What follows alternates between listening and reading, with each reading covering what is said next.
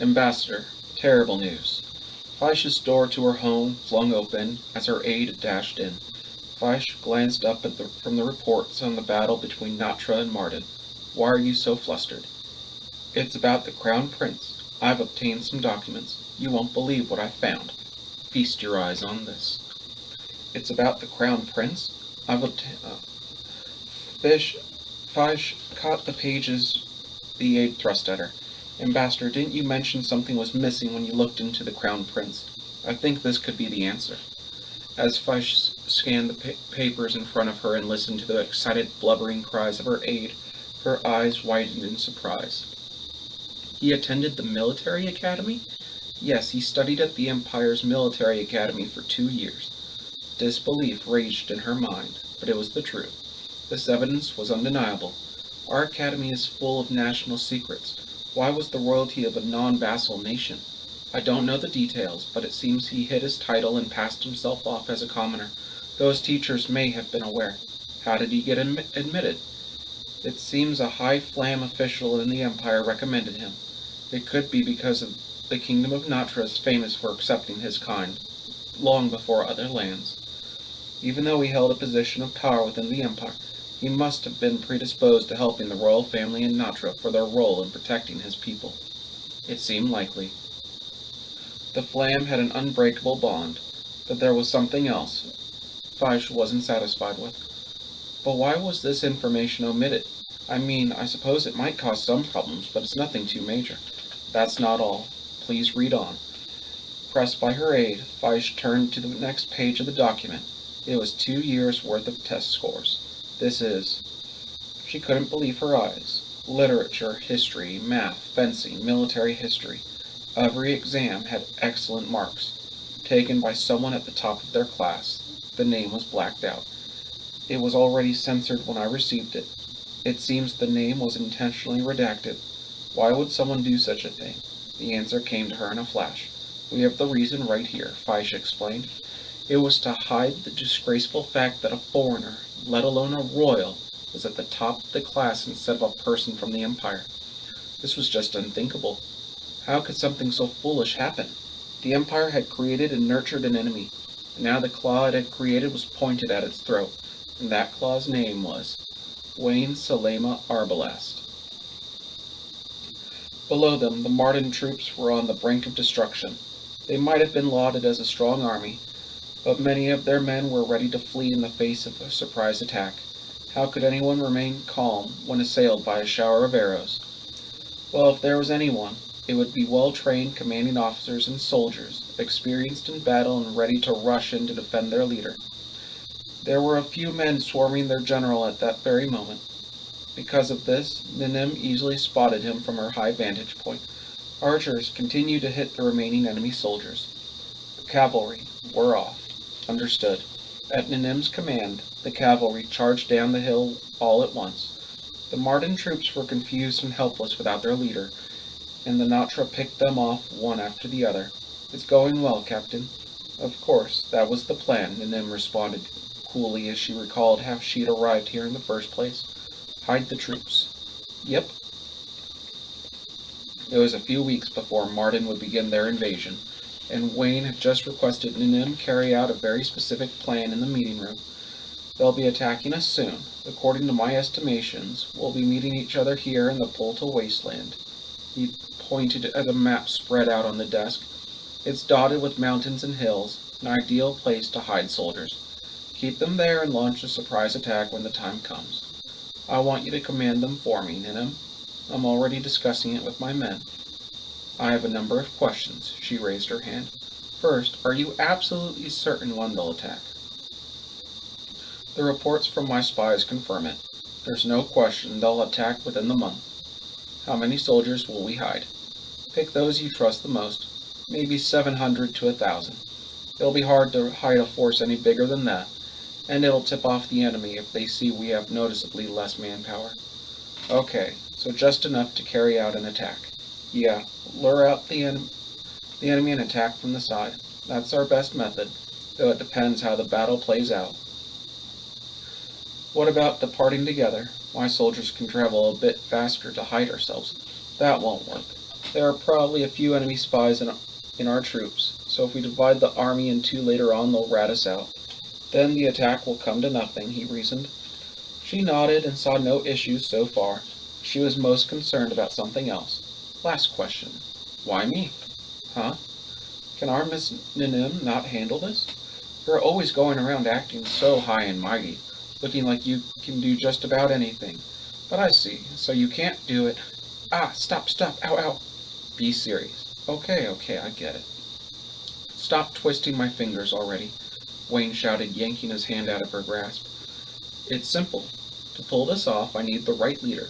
After all, we need to keep 1,000 soldiers hidden for a month. But if I assign one of my more competent leaders, it'll hinder management of the main forces. And there's always the possibility the Martin will get suspicious if a big-shot military leader wasn't around for the big battle. That's why you're commanding them. No one will see you as a military threat, right? True. To the public, she was Wayne's aide and a civil official. No one knew she'd trained to lead an army, but the troops would treat her with a degree of respect knowing her family had served the royals for generations. Well, basically, I don't really trust anyone except you and Rackham. Those other guys made a vow of loyalty to my father and the country, not me. This is still a very delicate issue. I can't assign these tasks to just any old officer. The other vassals think highly of you, you know. Nope, no way.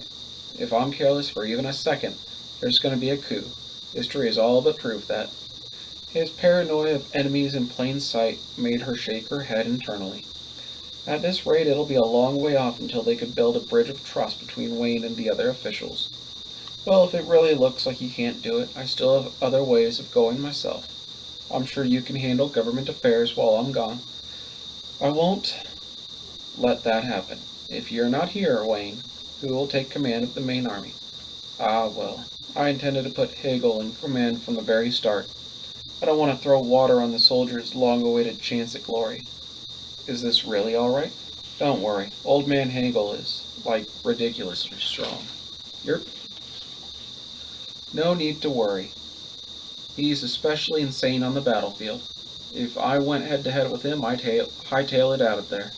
But that's a separate conversation. Ninim nodded, returning to the issue at hand. If that's what you want, I guess I have to accept. Very well. I'll take the soldiers and lie in wait. I'm counting on you. Well, there's about a 50-50 shot we'll actually need you. As for me, I'd like to win, but not by too much. You don't want total surrender? That kind of victory comes with its own problems. Well, there's no way that'll happen, so it doesn't matter too much. Let's hurry up and get started. Ninim nodded, calculating in the back of her head. She needed to choose and prepare an appropriate hideout. Soldiers and foodstuffs. There was plenty to do, all under a veil of secrecy, but she indulged herself in vocalizing one last fear. By the way, do you get any work done without me? Wayne grinned. Oh, it'll be hell when you get back. Just how much work did he put off? She smiled bitterly, charging on horseback with her subordinates. They were aiming for a group of 10 Martin soldiers attempting a retreat. In the center of this small unit was their leader, Ergio. The enemy is coming. Protect the general. Hold the line. They quickly gathered into a defensive position. Your line is too thin, Ninim noted. With her at the forefront, the cavalry shot through their defenses and dashed in, routing any retreating Martin soldiers. Without breaking stride, they swung toward the center of the formation, facing Ergio with his brandished sword. She cut off his arm as they raced past each other. Spraying blood, he fell from his horse. Gah! He howled in anguish. Turning her horse around, she gazed down at him as a ring of her men defended her. You're the leader, aren't you?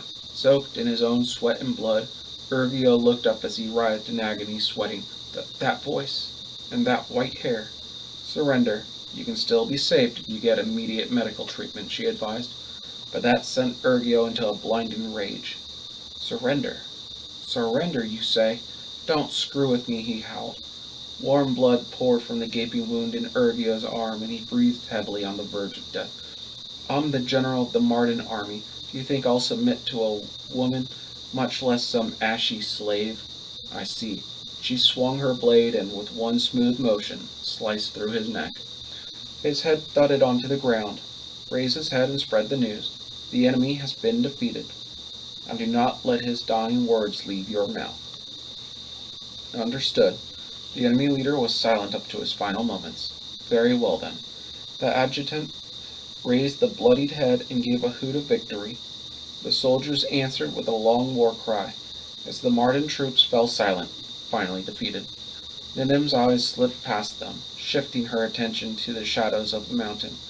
There stood the soldiers from headquarters, those who'd lured Urgio and his troops. Ninim turned toward the boy in the center of it all and gave a big wave. It seems to have gone well, Your Highness. Sure looks it. The Marden army fell out of formation like clumps of baby spiders.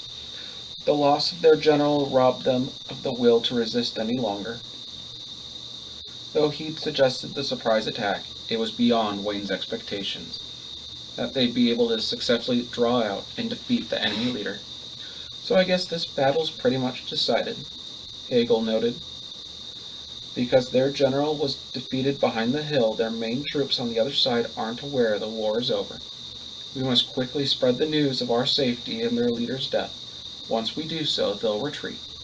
Got it. Let's get going then. Yes, Your Highness. The men began to move under Hegel's command. Afterward, Wayne joined Ninim and her troops, and returned to the top of the hill, where they witnessed the news spreading.